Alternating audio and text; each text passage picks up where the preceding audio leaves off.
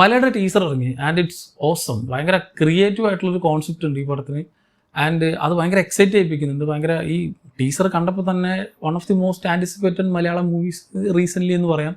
കാരണം നമ്മൾ ഇങ്ങനത്തെ സാധനങ്ങൾക്ക് നമുക്ക് വേണം, ഭയങ്കര സൈഫി ഓറിയൻറ്റഡ് ആയിട്ടുള്ള. നമ്മളിപ്പോൾ ഓൾറെഡി 4-3 സോംബി പടങ്ങൾ ഒറ്റയടിക്ക് മലയാളത്തിൽ അനൗൺസ് ചെയ്തിട്ടുണ്ടായിരുന്നു.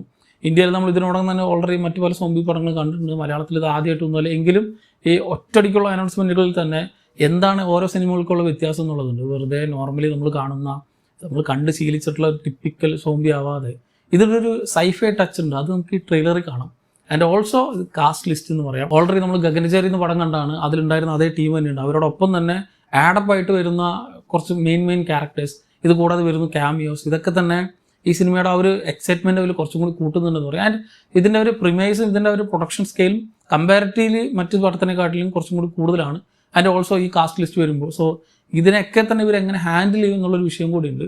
അതൊക്കെ പ്രോപ്പർലി വന്ന നമുക്ക് മലയാളത്തിലെ നമുക്ക് അഭിമാനപൂർവ്വം നമുക്ക് പറയാൻ പറ്റുന്ന മറ്റൊരു പടം കൂടിയാവുന്നുള്ളത് തീർച്ചയാണ്. ഓൾറെഡി ഗഗനചേരി എന്നെ സംബന്ധിച്ച് it's A one of A kind movie. അങ്ങനത്തെ ഒരു പടം നമ്മൾ കണ്ടിട്ടില്ല. ഇന്ത്യയിൽ തന്നെ അങ്ങനത്തെ ഒരു പടം ഇല്ല എന്ന് പറയാം. കാരണം ഈ സൈഫൈ ഓറിയൻറ്റഡ് ആയിട്ടുള്ള അത്രയും റൂട്ടഡ് ആയിട്ടുള്ള എന്നാൽ ഒരു സീൻ പോലും അനാവശ്യമായിട്ടില്ലാതെ കാണുന്ന എല്ലാവർക്കും ഒരേപോലെ എൻജോയ് ചെയ്യാൻ പറ്റുന്ന രീതിയിലുള്ളൊരു പടമായിരുന്നു അത്. അതേപോലെ തന്നെ നമ്മൾ ടിപ്പിക്കലി കണ്ടു പടത്ത ഒരു സോംബി ജോണർ അല്ലാതെ അതിലെന്തൊക്കെ പുതുമ ഈ ഒരു പടത്തിന് കൊണ്ടുവരാൻ പറ്റുന്നുള്ളത് ഈ ഒരു 4 മിനിറ്റ് ടീസറിൽ തന്നെ അവർക്ക് ടീസ് ചെയ്യാൻ പറ്റിയിട്ടുണ്ട്.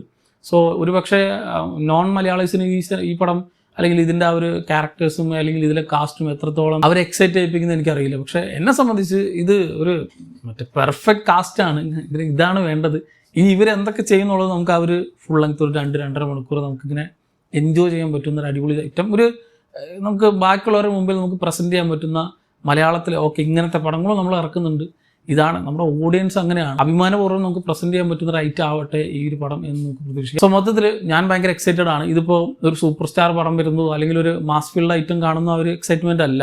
ഇത് ഒരു പ്യുവർ സൈഫൈ ലവേഴ്സിന് പറ്റുന്ന അങ്ങനത്തെ പടം നമ്മൾ മലയാളത്തിൽ വരുന്നുണ്ട് എന്ന് പറയുമ്പോൾ ഉണ്ടാകുന്ന ഒരു എക്സൈറ്റ്മെൻ്റ് ഉണ്ടല്ലോ. ആൻഡ് ഓൾസോ ഈ ഇത്രയും വലിയ കാസ്റ്റ്, ഇത്രയും എക്സ്പെരിമെൻ്റ് ആയിട്ടുള്ള ഒരു മൂവിക്ക് ഈവൻ വിനീത് ശ്രീനിവാസൻ അടക്കം കാണിക്കുന്നുണ്ട്, ബേസിൽ ജോസഫ്. സോ ഇവരൊക്കെ വരുമ്പോൾ ഈ പടത്തിനുണ്ടാവുന്ന റീച്ചും അതിൻ്റെ ആ ഒരു കഴിഞ്ഞ പടത്തിനൊന്നും വലിയ റീച്ചൊന്നും ഉണ്ടായിരുന്നില്ല. ചെറിയ റിലീസ് മാത്രമേ ഉണ്ടായിരുന്നുള്ളൂ, കുറച്ച് തിയേറ്റേഴ്സ് മാത്രം. സോ അത് കണ്ടപ്പോൾ എനിക്ക് ഇതൊക്കെ നാട്ടുകാരിലേക്ക് എത്തണം, ഇതെല്ലാവരും കാണേണ്ടതാണ് എന്നൊരു മൈൻഡ് ഉണ്ടായിരുന്നു. ഈ പടത്തിൽ അത് പറ്റുമെന്ന് തോന്നുന്നുണ്ട്. ഇതിൻ്റെ ആ ഒരു കാസ്റ്റ് ലിസ്റ്റ് കാരണം ആൾക്കാർ ക്രൗഡ് പുൾ ചെയ്യാൻ പറ്റുന്ന ഒരു പടം തന്നെയായിരിക്കും പ്രതീക്ഷിക്കാം. So I am hoping for the best. All the best for the team.